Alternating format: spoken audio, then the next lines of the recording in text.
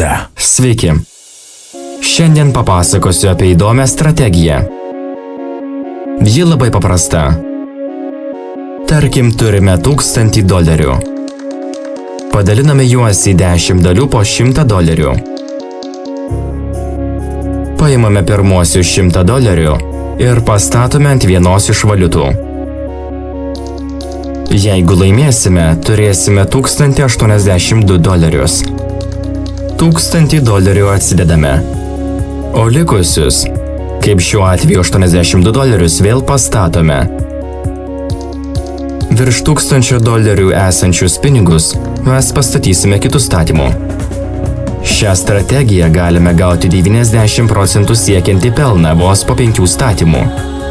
Pralaimėjus turime 10 dalių po $100. Tad grįžtame nuo ten, kur pradėjome.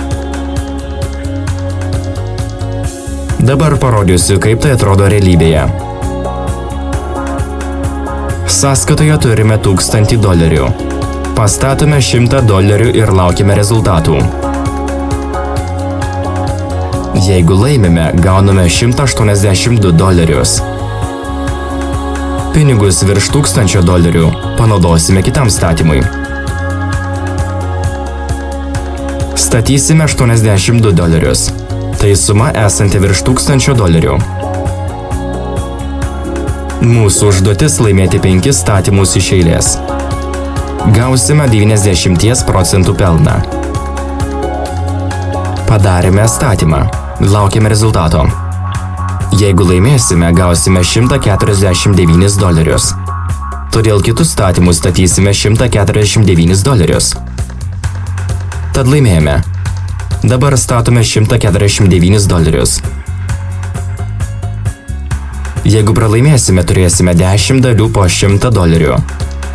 Taigi pradėtume iš naujo su $1000. Strategiją pristato nepriklausomybė.com komanda. $1000 kaip atramos taškas. Šios sumos nepralaimėsime. Galima pradėti bet kokią sumą. Jeigu pradėjote turėdami $450, padalinkite į 10 dalių ir turėsite 10 statymų po $45. Dabar laukime rezultatų. Ir mes laimėjome. Dabar statysime $271. Jeigu laimėsime, gausime $495. Ši strategija perspektyvi, prekeiviai ją mėgsta, nes labai lengva padidinti savo indėlį. Naudodami Martingale strategiją turėtume sunkiai ir ilgai dirbti. Su šia strategija galime per dieną padvigubinti pelną. Aš padidinau savo pelną 8 kartus per vieną dieną. Viskas priklauso nuo statymų sėkmės. Taigi laimėjome $495. Padvigubinus turimus pinigus pradedame su $2000, kaip ir aš dariau.